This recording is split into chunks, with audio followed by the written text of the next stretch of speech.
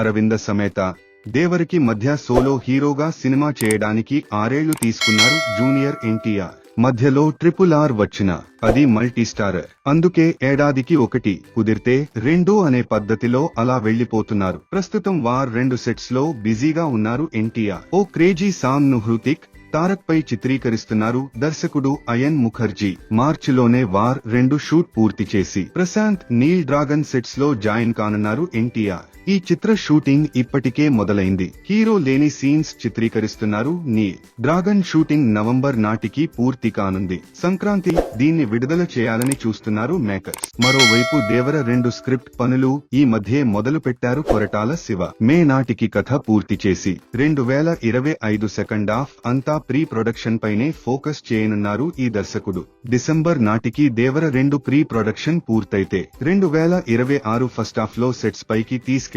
దసరాకి రిలీజ్ చేయాలనేది కొరటాల ప్లాన్. పైగా తారక్ కూడా ఓ సినిమా అయ్యాకే మరోటి అంటున్నారు. అంటే 2026 సంక్రాంతికి డ్రాగన్, దసరాకు దేవర 2తో రావడం దాదాపు ఖాయం.